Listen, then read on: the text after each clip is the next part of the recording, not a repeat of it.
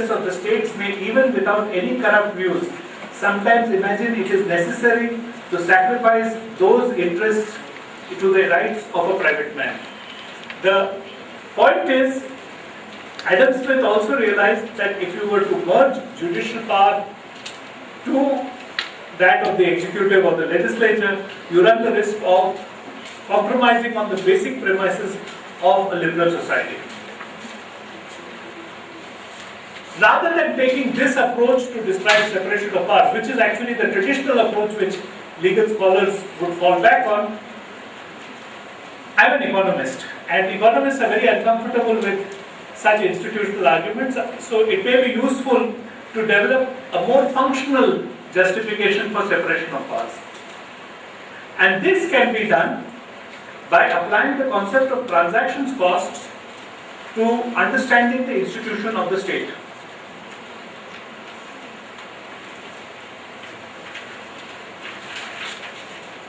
First of all, what do we mean by transactions cost? The notion of transaction cost makes an appearance in the renowned paper Now, The Nature of the Firm, in which Ronald Coase first outlined or gave a beginning to the notion of what is modern institutional economics by observing that economic agents often confront the choice between transacting in the market and locating the transaction inside the firm. Coase argued that the choice of institutional form, and this is important, depends on transaction cost, where the idea of transaction cost was conceptually introduced as the cost of using the price mechanism. Subsequently, the term transaction cost has come to be widely used in the study of economic phenomena, though it continues to defy being pinned down by an all-encompassing definition. The common thread that seems to run through the various formulations of transaction cost is the premise that agents typically make decisions under some form of ignorance. It is to overcome the unknown costs of running an economic system that agents coalesce to create institutions that impact on the frequency and volume of trade. Similarly, because agents do not know what will happen to their property, they are driven to negotiation, tenure agreement, contract stipulation, and various other devices to protect their property. To restate this, transactions cost can be said to be endemic because information problems are endemic. However, the connection between transactions cost and information has to be made with caution. The concept cost of information may be necessary for transactions cost to be present, but clearly are not sufficient. The plain presence of risky events can, without doubt, be covered by contingent contract, for example, insurance. However, for transactions cost to be substantially present, there has to be another element which hampers the ability to write contingent contracts. To get a sense of this other element, it is useful to refer to the distinction between risk and uncertainty as suggested by Frank Knight. Risk for Knight was the category of known chance, where uncertainty was perceived as being more diffuse and measurable in character, so that it is much more difficult to write a contract to eliminate uncertainty. Such uncertainty can arise due to an inability to quantify the great unknown. Both risk and uncertainty raise the cost of decision making, but it is uncertainty which leads to the rise of institutional responses. Risk, on the other hand, can be dealt with by other mechanisms. Transaction costs that one has in mind when we look at the institutions of the state. To get a handle on that, it is important to understand what is the principal difference between these three institutions, namely the legislature, the executive, and the judiciary. Let me first of all start by describing the legislature.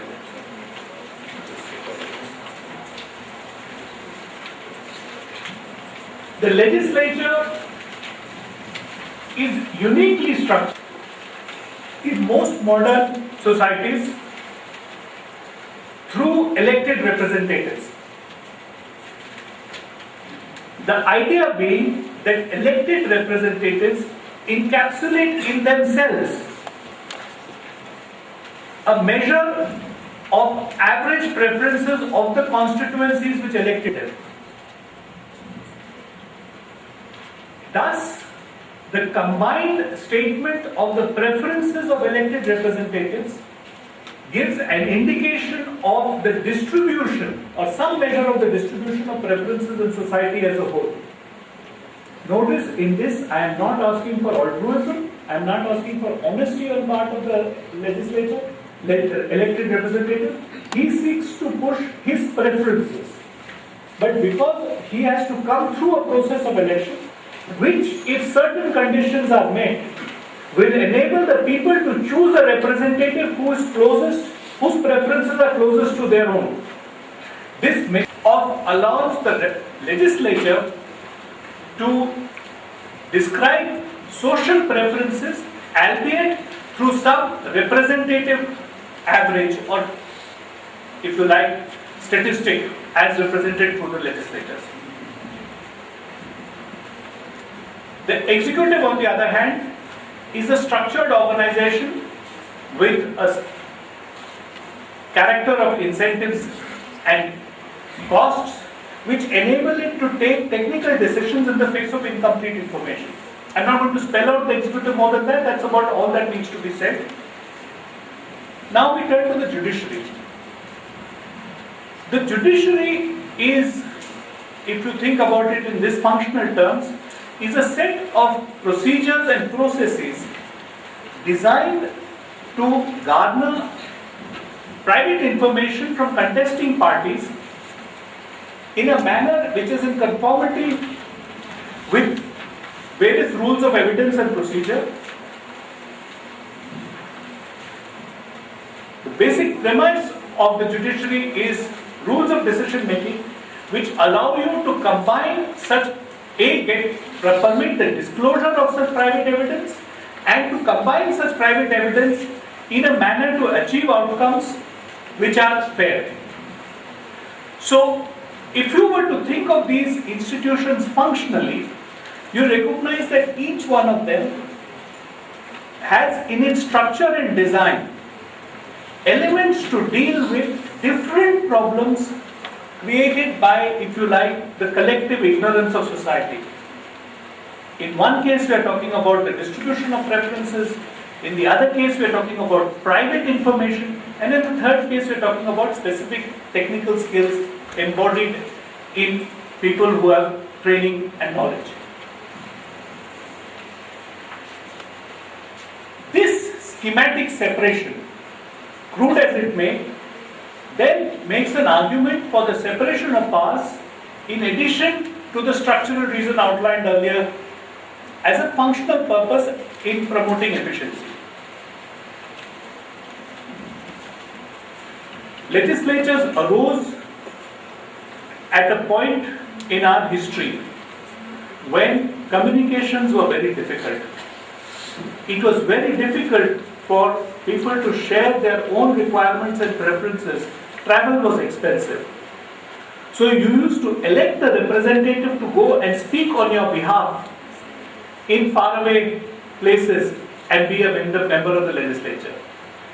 Changes in the technology of transportation and communication have changed that essential premise. You can see the conflict today in the conflict which arises between the presumed power of the legislature and the power of the new media in different forms. Anyway, that is a separate paper and I'm not going to go into this, but the point was that this schematic description should not be treated as cast in stone. It's merely a functional tool to understand where we are coming from in the doctrine of separation of powers. However, such qualifications do not fundamentally distract from the distinctions that we draw, because our central concern is to point to the core competency of the institutions designated by the doctrine of separation of powers to process categories of information. It is also essential not to misinterpret our formulation as saying that transactions cast can explain or justify the doctrine of separation of powers. To state take such a stance, it would require us to show how the presence of transaction costs leads to the separation of powers, which we are not doing. Instead, we have used the notion of transaction cost, or more specifically information costs of social decision making, to deduce that problems confronting the state can be best solved by placing them in the appropriate niche carved out by the doctrine of separation of powers. I am not saying that the doctrine of separation of powers is the only way to govern society. But given for a variety of reasons we have needed to create a separation of institutions, it would be useful if functional decisions are best located in the institution which is most appropriate to take them. That is the important consideration. While such arguments may make a persuasive case for a strong or strict separation of powers, there are some other dimensions to the separation of powers doctrine that needs to be noted. Firstly, it must be noted that the doctrine not only separates decisions, but also may require interaction across branches of the state.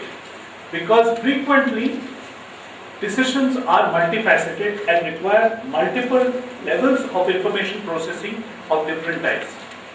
This fundamentally is the reason why we talk about creating regulators in the first place. Because most regulatory decisions combine two or more types of functional assessments. Regulatory assessments can require assessment of allocation of rights, which in an economics term requires you to get a sense of the preference distribution in a populace. It may require technical assessment of technology about the best way to do things, which is fundamentally an executive concern. And it may also require decisions on individual contracts, partnerships, and so on, which is fundamentally a judicial concern.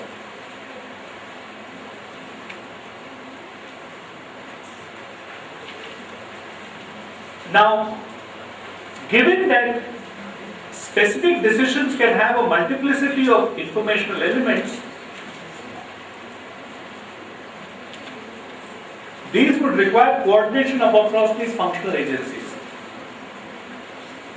Strong systems of separation will impose high costs of bargaining across the systems, whereas weak forms of separation raise enormous questions about the design of the institution and the way they are going to be embedded. The possibility of failure that leads to innovation in institutional design, particularly, now let me give you some specific examples to which I will come later.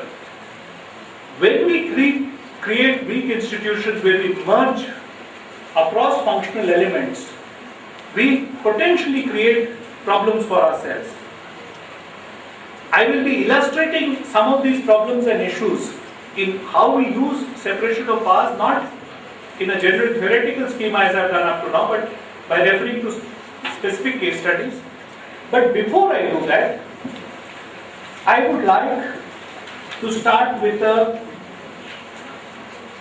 cautionary tale.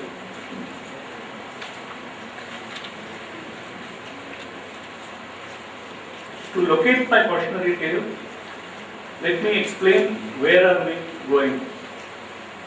The basic premise of regulation and construction of regulatory institution arises from the power given to the state under Article 19. Mishandling of the treatment of Article 19 can have severe consequences for society is illustrated by an example. The example is not from Article 19. The example is from another article which used to be element of Article 19, which was subsequently removed, and that was the right to property. Prior to the late 1970s, the Supreme Court decisions were generally characterized by judicial restraint. It avoided confronting Parliament on issues of economic regulation and civil liberties, preferring to establish the legitimacy of the central government. A salient exception was the right to property. The legislature felt that the court's enforcement of the right to property was a serious limitation to its obligation for economic governance. Thus, for a period of almost 2.5 decades from independence, there was a series of judgments and constitutional amendments. This erosion had quote-unquote unintended consequences, which is what I want to talk about. The first of these amendments, first and 17th amendments, can be viewed as a means to effectuate the program of land reforms. However, other amendments, 4th, 25th, 44th, had more far-reaching implications since they sought to bar the courts from making decisions on compensation for takings ranging from regular takeovers aimed at providing local public services to grand nationalization schemes, progressively placing such decisions entirely with the legislature. This story, which I am telling you, is ongoing. Only last year, or maybe 2 years back, there was a judgment by a constitution bench in a famous case called the Aya Coelho case. I am not commenting on that case here, which has gone back to some of the premises which underlay these amendments, and is now tasking the high courts to relook at each one of those judgments in light of this judgment. But that aside, let's leave that aside. Let's come back to the property and see what the judgment did. This culminated in the 44th amendment, which removed the right to property as a fundamental right and located it as a much weaker statutory or constitutional right, where it reads, "No person shall be deprived of his property save by the authority of law." This constitutionally precluded judicial questioning of any compensation regime put in place by the legislature. In other words, the judiciary was formally embargoed from questioning the public interest on which property was being abrogated, the adequacy of compensation, the justness of the payment of the compensation, whether the right set of people had been compensated or not. None of these was open to scrutiny by the judiciary. All that the judiciary could do, and I am paraphrasing here, is examine whether the procedure established by law was duly followed or not. Activists who are concerned about the rights of tribals and farmers today are extremely agitated about the fact that the state is being unfair in land acquisition. There was cases against the special economic zone. There is agitation in Nandigram about the acquisition of land. Much earlier, in the 90s, Justice Rao was in the bench when a lot of this happened. I'm afraid, sir, I don't know whether you were in that famous bench or not. In the Narmada case, similar charges were laid against the court, but the court's hands were tied by itself. It had taken a series of judgments in the right to property which had effectively eliminated the court from considering all that it was being asked to do. It was no longer possible for the court to do so. Now, I am stating this as a cautionary tale. When we eliminated the right of property, was based on a number of distinct misconceptions. The first misconception was a very narrow perception of property as merely a conflict between the individual right to property and the community's interest in that property. In fact, if you go back and read the literature of the 60s and the 70s, you will find it as a conflict between the individual and the community. In actuality, property rights comprise a spectrum. In fact, I teach students law and economics, and I tell them about this classification of property as only twofold, private and state, is a misconstruction of property. Property is a spectrum encompassing the rights of tribes, religious orders, community groups, and so on. All these other groups derive their right to property from the individual's right to property. Thus, when the right to property is weakened, all intermediate groups lose as well.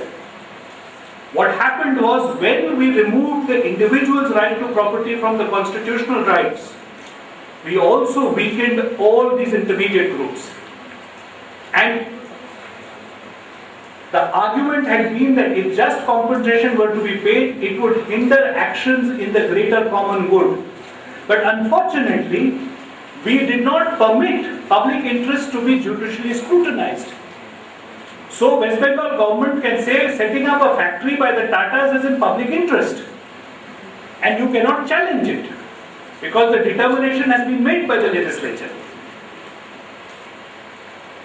The fallacy can be seen from the fact that ostensibly proposed action would lead to benefits which outweigh the costs imposed.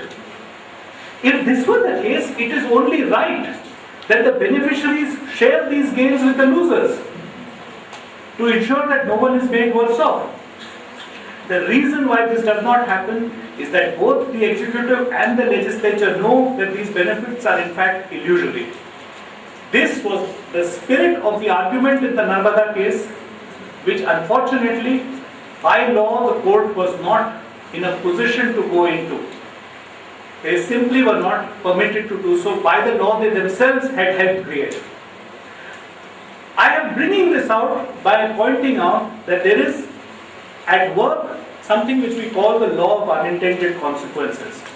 When we interfere with constitutional rights, we set up a chain of consequences which have effects very far from the original battle where the effect took place.